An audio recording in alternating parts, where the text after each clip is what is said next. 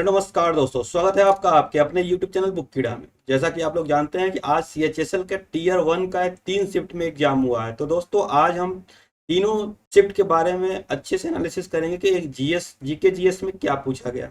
ठीक है, तो ज़्यादा समय न लेते हुए स्टार्ट करते हैं आज का ये महत्वपूर्ण सेशन।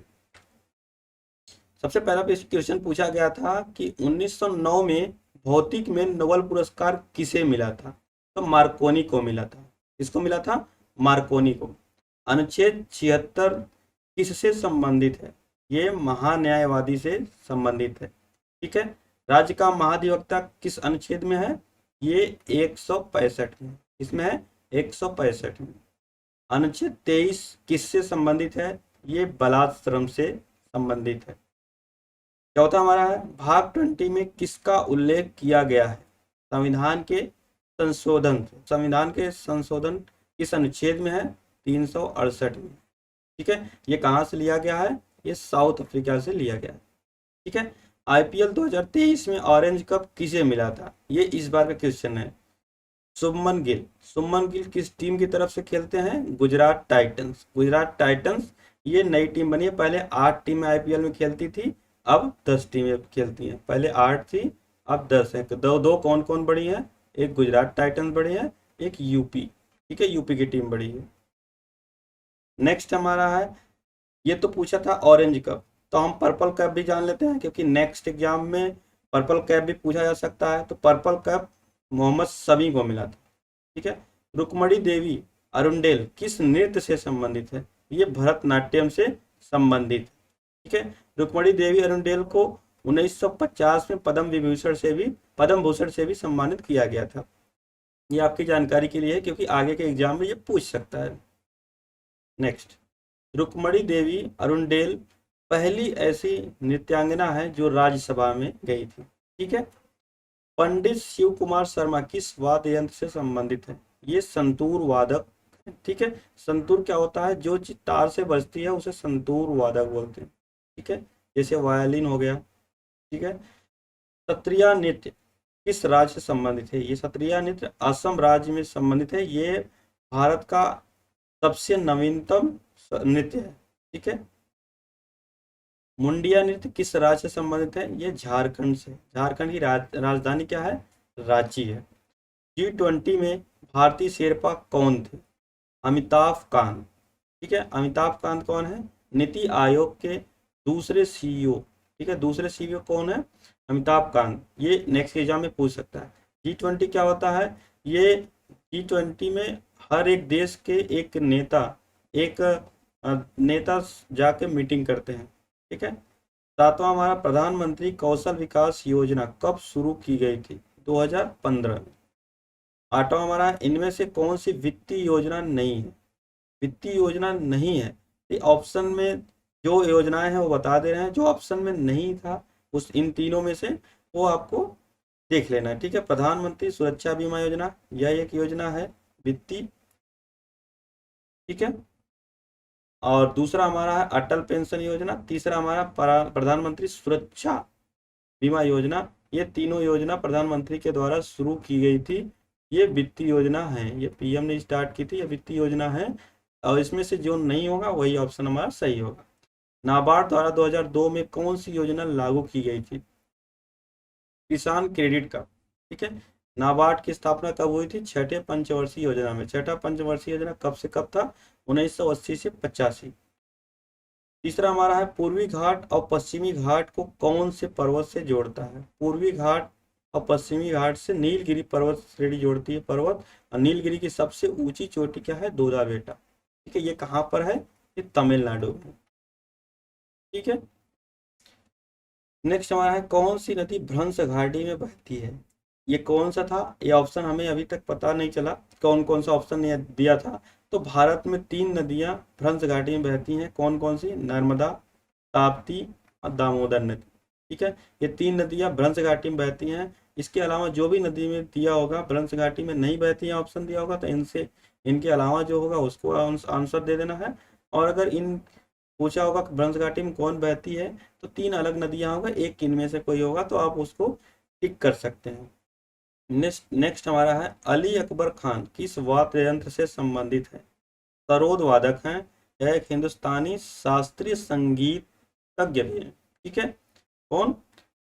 अली अकबर खान। नेक्स्ट चलते हैं। संविधान का अनुच्छेद 22 किससे संबंधित है? ये गिरफ्तारी से संबंधित है। किसी भी व्यक्ति को जिसे गिरफ्तार किया गया है, ऐसी गिरफ्तारी के कारणों के बारे में यथाशीघ्र बताएं बिना हिरासत में नहीं लिया जा सकता। अगर आप कोई गुनाह किए हैं, बिना आपको वारंट जारी किए आपको कोई गिरफ्तार नहीं कर सकता है। ये अनुच्छेद 22 में है। ठीक है। दूसरा हमारा भारत्तोलन पुरस्कार किसको दिया गया? मीराबाई चानू को दिया गया था। 194 किलोग्राम एक भारत्तोलन करती है। ठीक है। CSIR किस मंत्रालय के अधीन है? ये साइंस एंड टेक्नोलॉजी मतलब विज्ञान एवं प्रौद्योगिकी मंत्रालय के अधीन आता है। मनरेगा में कितने दिन का रोजगार होता है? कम से कम 100 दिन का होता है। इससे ज्यादा हो जाएगा लेकिन इससे कम नहीं होता है। पांचवा हमारा बाबर। बाबर का जो जहीरुद्दीन मोहम्मद के नाम से भी फेमस थे। बाबर का दूसरा नाम कौन सा था? जहीरुद्दीन मोहम्मद। अगर बाबर देगा तो पूछ लेगा इसका और कोई नाम क्या है? जहीरुद्दीन बाबर हम बोल सकते हैं। इनके पिता का क्या नाम था? ये एग्जाम में पूछा गया। इनके पिता का नाम था उमर शेख मिर्जा। ठीक है। इस बार पिता का पूछा है तो अगली बार माँ का भी पूछ लेगा। तो माँ का नाम था कुतलुग निगार खानम। ठीक है। ये फरगना के निवासी थे। बाबर ने यहाँ पर कौन सा वंश की स्थापना की थी? बाबर ने यहाँ पर मुगल वंश की स्थापना की थी। ठीक है। मुगल वंश की स्थापना की थी कब? 1526 में। ठीक है। नेक्स्ट चलते हैं। मुद्रास्फीति का GDP पर क्या प्रभाव होता है? ये अनिश्चितता पैदा करता है। ठीक है। नेक्स्ट चलते हैं। मूल्य सूचकांक क्या बताते हैं? ये मूल्य में परिवर्तन को ही बताते हैं। ठीक है। मूल्य सूचकांक क्या बताते हैं? मूल्य में परिवर्तन को बताते हैं। आर्थिक प्रवाह किन क्षेत्रों में होता है? ये 4 क्षेत्रों में होता है। पहला घरेलू क्षेत्र, दूसरा व्यापार क्षेत्र, तीसरा सरकारी क्षेत्र और नेक्स्ट हमारा चौथा जो है बाकी दुनिया क्षेत्र से रिलेटेड है। रामेश्वरम मंदिर किस वंश द्वारा बनाया गया था? ये पांड्य वंश ने बनाया था। ठीक है। पांड्य वंश में किसने बनाया था? राजा खिजहावन टेटफती या रघुनाथ खिलावन, ये दोनों में से कोई एक बनाया था। ठीक है। माओरी जनजाति विश्व में कहाँ देखी जाती है? न्यूजीलैंड। ठीक है। ये एक ही क्वेश्चन था जो इंटरनेशनल ज्योग्राफी से पूछा गया था, ध्यान से रखना। ठीक है। जनजाति से रिलेटेड पूछ रहा है तो आपको जनजाति वाला क्वेश्चन तैयार करके जाना है नेक्स्ट एग्जाम के लिए। कान्हा राष्ट्रीय उद्यान किस राज्य में स्थित है? ये मध्य प्रदेश। मध्य प्रदेश में बहुत सारे राष्ट्रीय उद्यान है, उसके बारे में जान लेते हैं। बांधवगढ़ राष्ट्रीय उद्यान, कान्हा राष्ट्रीय उद्यान, पेंच राष्ट्रीय उद्यान, सतपुड़ा राष्ट्रीय उद्यान, संजय राष्ट्रीय उद्यान, माधव राष्ट्रीय उद्यान, वन विहार राष्ट्रीय उद्यान, पन्ना राष्ट्रीय उद्यान, अफोसिल जीवाश्म राष्ट्रीय उद्यान, कूनो राष्ट्रीय उद्यान, ओंकारेश्वर राष्ट्रीय उद्यान और डायनासोर राष्ट्रीय उद्यान, ये सभी के सभी मध्य प्रदेश में। ठीक है। किम कॉर्बेट भारत का सबसे पुराना राष्ट्रीय पार्क है। ठीक है। राष्ट्रीय उद्यान भी बोल सकते हैं या फिर पार्क भी बोल सकते हैं। इसका पुराना नाम क्या था? Heli national park. ठीक है।